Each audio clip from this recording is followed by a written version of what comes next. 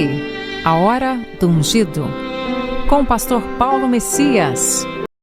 Olá, meus amados irmãos e irmãs, a quem vos cumprimento com a graça e com a paz do Senhor Jesus. Eu sou o pastor Paulo Messias, da Igreja Videira de Canaã, Goiânia, Goiás, Brasil, para o mundo, chamado por Deus para pregar o Evangelho da Graça, para curar os enfermos, para libertar os cativos. Mas antes de orar com você, gostaria de compartilhar uma palavra de Deus, que o Espírito Santo fale ao seu coração. Não seja covarde. A palavra de Deus começa dizendo em Marcos, capítulo 4, verso 39 e 40. E ele, despertando, repreendeu o vento e disse ao mar: acalma-te, emudece. E o vento se aquietou e fez uma grande bonança. Então lhes disse: por que sois tão tímidos, covardes? A pergunta de Jesus revela a resposta de que precisamos compreender quando estivermos no meio de uma tempestade na vida. Tempestade pode ser uma enfermidade inesperada, uma crise financeira, um acidente, problemas repentinos que acontecem na vida. A pergunta foi: por que você é covarde? A palavra covarde vem do francês antigo, quart, lá do século XII, que deriva do latim cauda, rabo. A ideia original está ligada à imagem de um animal, como um cão, que ao sentir medo, abaixa ou esconde o rabo entre as pernas. No grego é koiné, grego no Novo Testamento. Ele tem o mesmo sentido de tímido e medroso. Em Apocalipse, capítulo 21, verso 8, é uma característica daqueles que não são salvos. Quanto, porém, aos covardes, a parte que lhes cabe será no lago que arde em fogo e enxofre, a saber, a segunda morte. Apocalipse 21, 8. Você nasceu de um Deus corajoso. Jesus não se intimidava por nada, nem pela opinião pública, nem pela condenação dos religiosos, muito menos diante da tempestade causada pelo diabo. Você é como ele nesse mundo. 1 João 4,17. Somente os corajosos na fé participam da glória de Deus. Isto é visto na história de Gideão. Juízes capítulo 7, verso 2 e 3. Disse o Senhor a Gideão: é demais o povo que está contigo, para entregar os medianitas nas tuas mãos. Israel poderia se gloriar contra mim, dizendo: a minha própria mão me livrou. Apregou-a, pois, aos ouvidos do povo, dizendo: quem for tímido e medroso, volte e retire-se da região montanhosa de Gileade. Então voltaram do povo 22.000 e 10.000 ficaram. Fala aos ouvidos do povo. Por que aos ouvidos? Por que não publicamente? A fé é algo pessoal. Eu posso carregar você na minha fé enquanto você é novato nas coisas de Deus. Mas se já começou a andar, terá que crer por conta própria. Sua fé é revelada quando você está sozinho em seus próprios pensamentos. Manter uma aparência de fé não produz resultado. A fé é uma certeza, não é uma tentativa. Deus não compartilhará sua glória com ninguém, para que ninguém se orgulhe diante dele. A intensidade de uma batalha é para glorificar a Deus. Deus é glorificado em nossas fraquezas. Observe, entretanto, no texto sobre Gideão, que Deus não pode usar covardes, porque se trata de uma covardia na fé. A incredulidade é uma covardia da fé. A fé revela a nossa dependência de Deus. A incredulidade revela a nossa independência de Deus. A vitória é obtida por aqueles que creem na obra consumada de Jesus. A graça está disponível, mas a fé é que a obtém. Tempestades são do diabo. Os discípulos de Jesus enfrentaram tempestades literais no mar da Galileia. Todos são exemplos para nós de situações que enfrentamos quando a nossa fé é exercitada ao máximo. É importante compreender que nenhuma tempestade é registrada na Bíblia por causa de Deus. Era o diabo que estava por trás. O diabo tem autoridade sobre a natureza, porque Adão entregou tal autoridade. Deus é bom e somente envia coisas boas para os seus filhos. Tiago diz: não vos enganeis, toda boa dádiva vem lá do alto. Muitos são enganados, achando que Deus envia doença, perda de entes queridos por acidentes, as crises financeiras, o divórcio, a destruição familiar. Não é Deus, é o diabo que está atrás dessas coisas ruins. O único poder do diabo contra você é uma mentira. Se você aceitar os acontecimentos ruins como vindos de Deus, então para que orar? Para que se posicionar na fé? Deus é bom e disso você não pode duvidar. Precisamos eliminar a barreira, seja de experiências ruins ou ensinos religiosos, que um Deus impessoal, que não se importa conosco. Ele já demonstrou na cruz que nos ama eternamente. Esse amor não se restringe ao momento em que acertamos, mas é perfeito e permanente. O que nos vem à mente quando nós pensamos sobre Deus é o mais importante a nosso respeito. O escritor Tozer disse essa declaração. Essa é a declaração de Tozer, reflete o fato de que a nossa vida é aquilo que nós pensamos sobre Deus. Sua posição em Cristo reflete a sua posição na vida, sua maturidade espiritual, suas vitórias, conquistas. Depende, de fato, como você enxerga a Deus. E o conhecimento dele em Cristo fará toda a diferença. Ideias erradas ou insuficientes sobre Deus levam uma fé distorcida e práticas religiosas que não refletem a grandeza do nosso Deus e Pai. As pessoas dizem que Deus é bom, mas acreditam a Ele a causa do câncer e outros desastres naturais. Não é Deus, é do diabo que envia o mal. Muitos imaginam que Deus permite que o mal aconteça para que Ele possa demonstrar a sua misericórdia.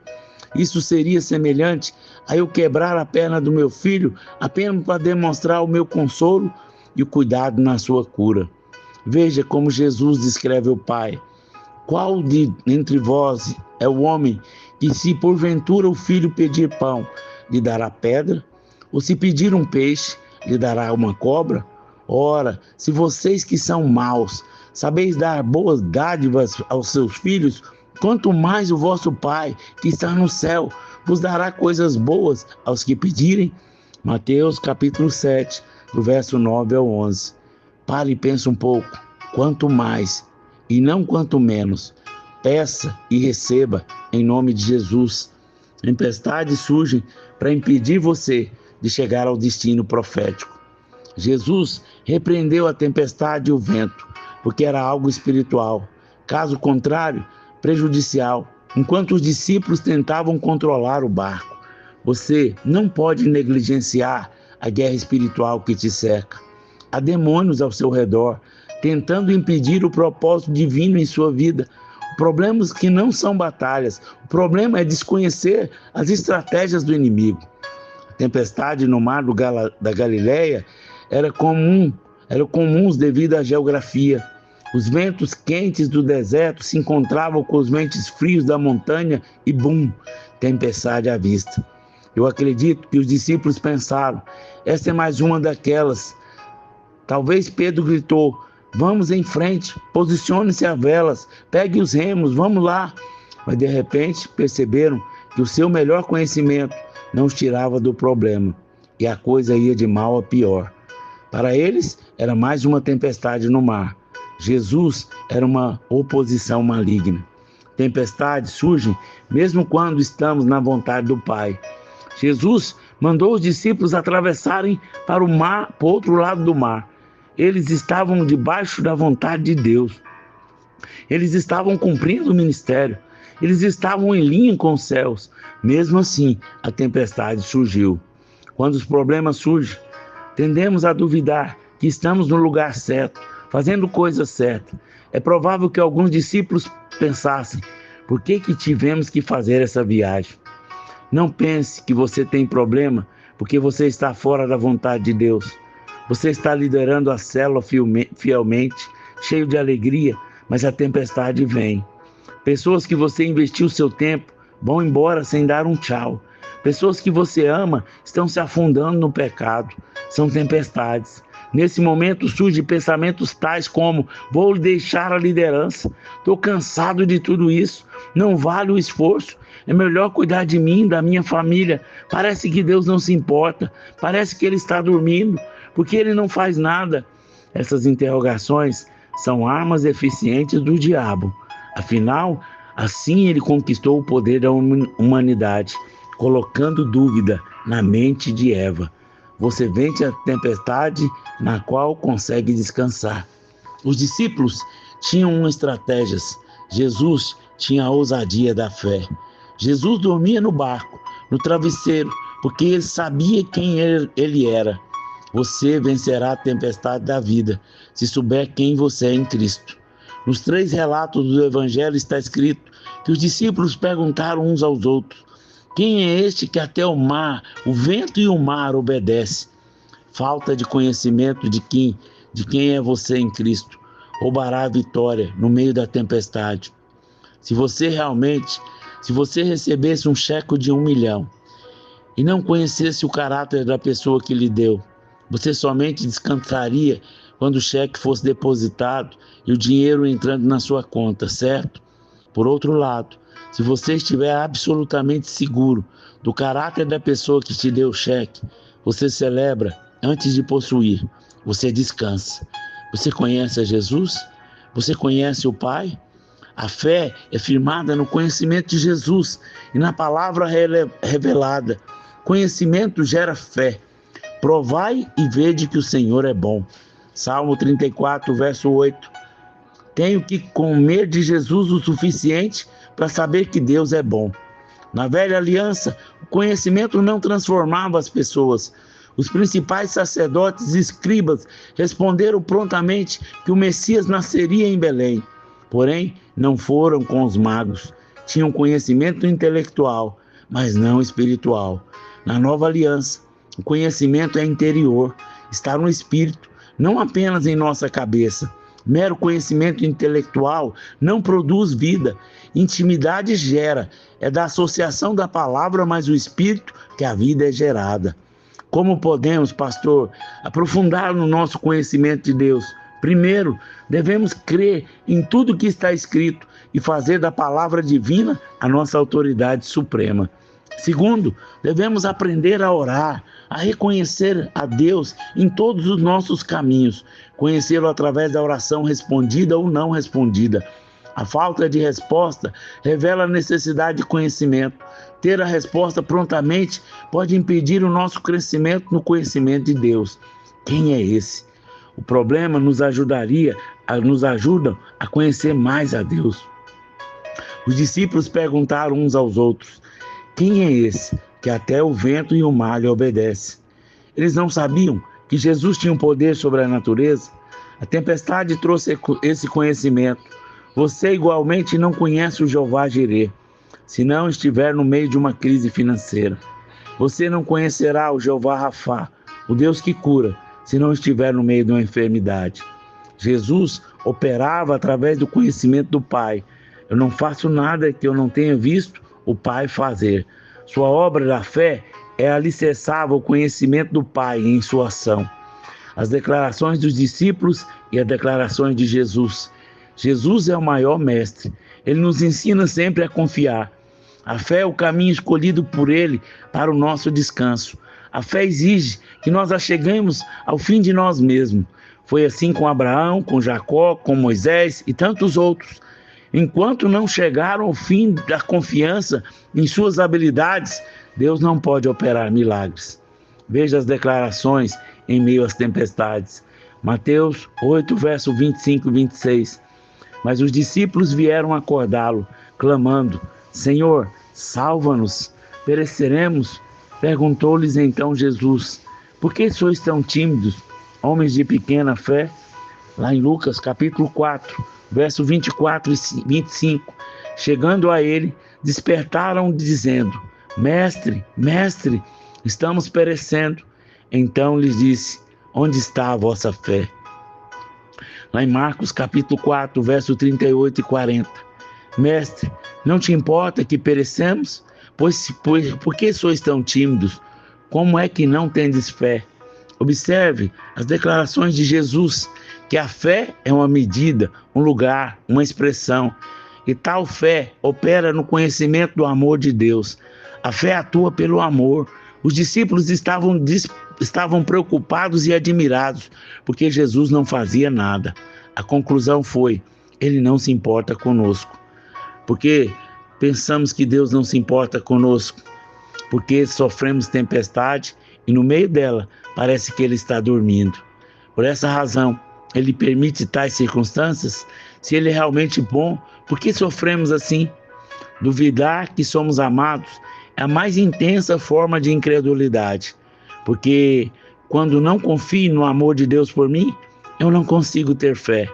O justo viverá pela fé. Somente os justos podem crer. Você é justo? Tem certeza disso? A condenação e a culpa revelam a falta de conhecimento do que o dom da justiça. Receber o dom da justiça é estar em paz com Deus, independente das nossas realizações. É ter acesso ao trono da graça, sem medo de ser rejeitado. Quem não aceita a justiça de Deus pela fé, confia em sua própria justiça e tenta ser aceito por Deus através das suas obras.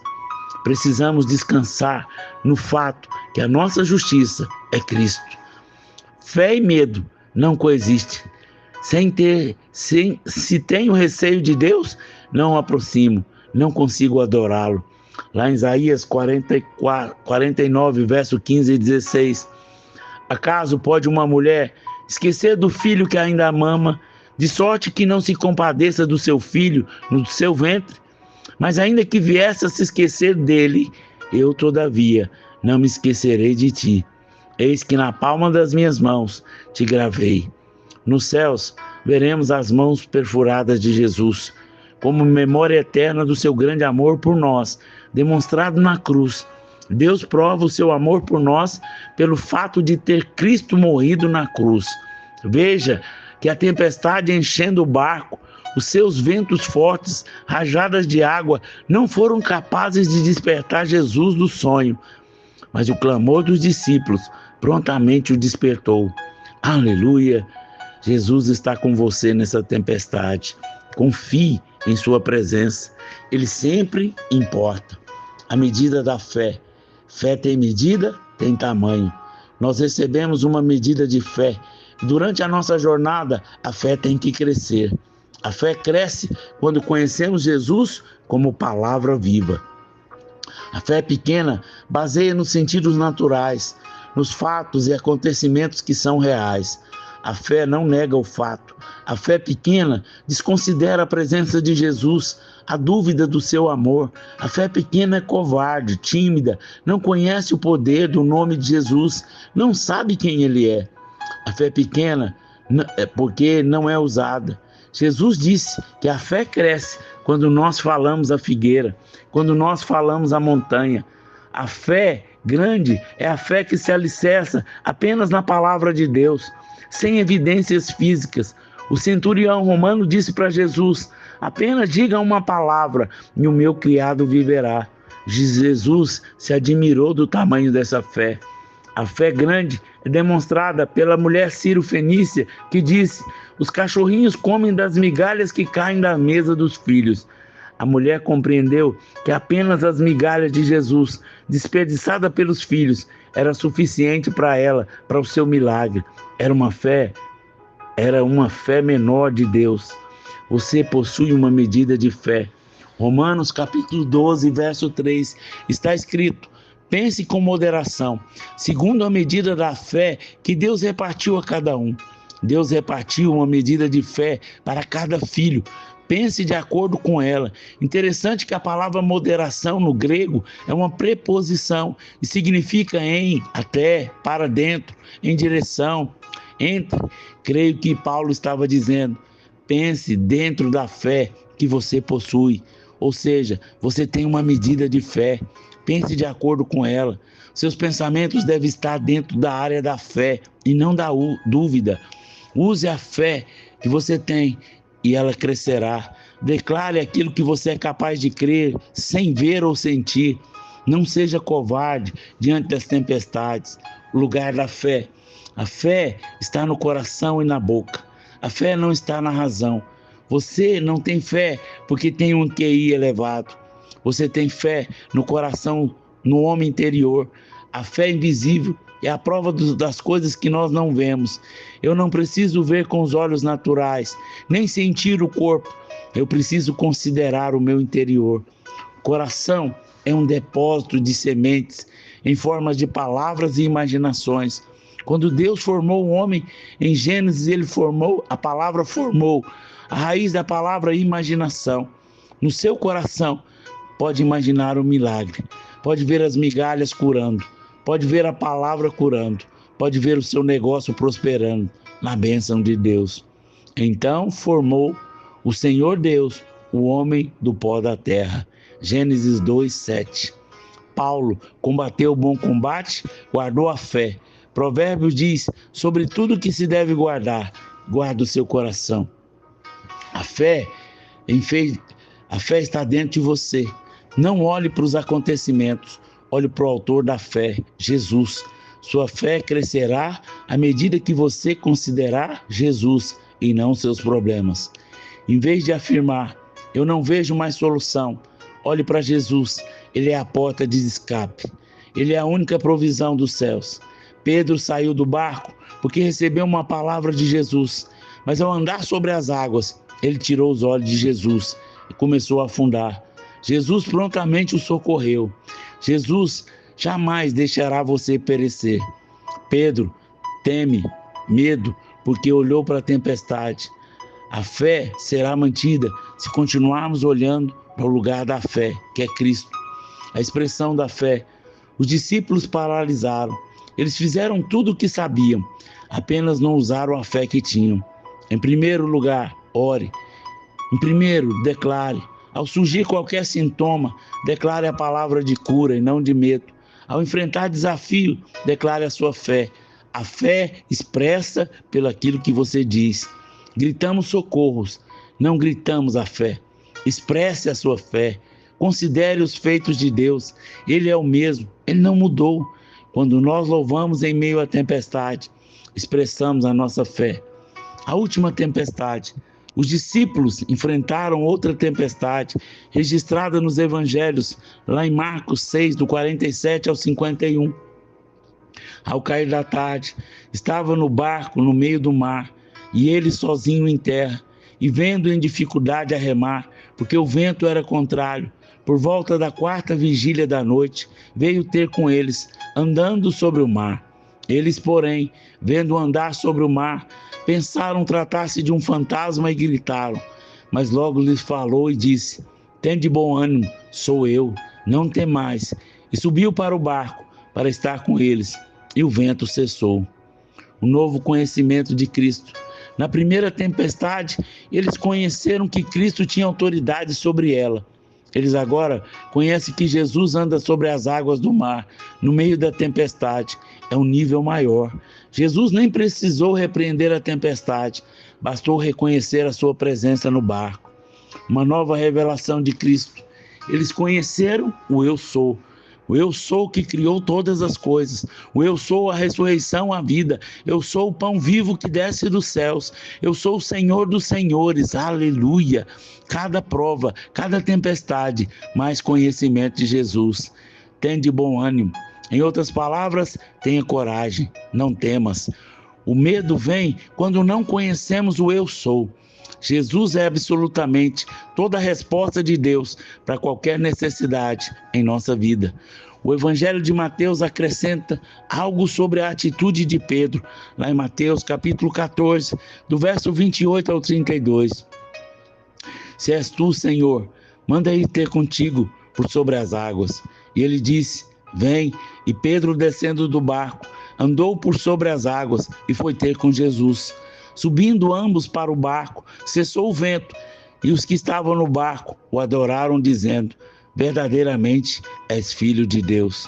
Os discípulos reconheceram que Jesus era o Filho de Deus. Cada prova, mais conhecimento de Deus. Se você se acovardar nas tempestades, não crescerá no conhecimento de Cristo. Pedro realizou a mesma obra de Jesus, andou sobre o mar. A experiência do Senhor se tornou a experiência de Pedro, uma revelação individual única e extraordinária. Deus se revela de glória em glória. Ele não libertou o povo de Israel do Egito em um dia, mas dia a dia. Ele demonstrava o seu poder, até que as notícias se espalhassem e todas as nações ouvissem de sua glória e poder. No meio da crise, confie que Jesus lhe dará uma palavra. O Evangelho de João acrescenta algo maravilhoso. Lá em João capítulo 6, verso 20 e 21. Mas Jesus lhe disse: sou eu, não temais. Então eles de bom grado o receberam e logo, imediatamente, o barco chegou ao destino. Eles estavam mais ou menos 6 quilômetros de onde estava Jesus. Considerando que o mar da Galileia tem 14 quilômetros de largura, o sentimento que estavam no meio do mar. Faltavam 8 quilômetros para o destino. Quando Jesus entrou no barco, logo, imediatamente, o barco chegou ao seu destino. Eles conheceram que Jesus controla o tempo. Os momentos, ele altera, diminui ou aumenta. Ele é capaz de restituir anos que foram perdidos na sua vida. Ele de bom grado o receberam. O que significa isso, pastor? Bom grado significa satisfação, ter prazer em. Quando ouvimos a palavra de Cristo com prazer e satisfação, venceremos todos os obstáculos que nos impedem de chegar ao destino, ao lugar que Deus tem para nós. Quando ouvimos com prazer e satisfação a palavra de Cristo, frutificamos a 100, 60, 30 por 1. O melhor investimento que você pode fazer é ouvir a palavra de Cristo com prazer e satisfação. É receber Jesus no barco, comer o pão. Marcos relata que os discípulos não tinham compreendido o milagre dos pães, porque em seu coração estava endurecido. Eles não compreenderam que Jesus é o verdadeiro pão. Em toda a provisão da graça, Ele é a nossa paz, alegria, cura, descanso, provisão financeira, herança, salvação e tudo mais. Lá em Mateus capítulo 13, verso 15. Porque o coração desse povo estava endurecido. De mau grado ouviram e com os ouvidos e fecharam os olhos, para não suceder que vejam com os olhos, ouçam com os ouvidos, entendam com o coração e se convertam e sejam por mim curados. Eles ouviram de mau grado, não se importaram, não tinham prazer, não tinham satisfação ao ouvir, por isso não puderam compreender, se tornaram estéreis. Pastor, o que nós podemos concluir dessa palavra? Podemos descansar na tempestade, porque Jesus está conosco e sempre importa em nos livrar. Devemos usar com ousadia a fé que temos, nunca nos acovardarmos. A cada tempestade, conheceremos mais o Senhor Jesus. A cada tempestade, experimentaremos novo milagre, andaremos sobre as águas. A cada tempestade, Deus restaurará o tempo perdido e nos aproximará do nosso destino. Amém? Pai, eu louvo ao Senhor por essa palavra e oro abençoando a cada irmão que ouvir ela até o final, que ele tenha uma revelação, que não sejam covardes, que não sejam tímidos, mas cheios de ousadia, cheios de graça, cheios de favor, cheios de unção, em nome de Jesus. Amém, amém e amém. Meus amados irmãos e irmãs, você que foi abençoado com essa mensagem, comente aí no nosso canal, nos ajude a divulgar, para que mais pessoas conheçam o Senhor e não se acovardem. Se você foi abençoado e quer nos ajudar a pregar a palavra, seja um semeador, faça uma oferta generosa, aí tem o número do Pix, faça uma semeadura, não é nada para nós. Através da sua oferta, vamos levar pessoas a ter um encontro com o Senhor, como também vamos ofertar cestas básicas para aqueles que nada têm. Nos ajude, Deus vai multiplicar na sua vida. Deus não fica devendo nada para ninguém. Toda semeadura tem uma colheita, e não da mesma maneira, não na mesma quantidade, porque Deus multiplica. Eu te abençoo em nome de Jesus. Amém, amém e amém.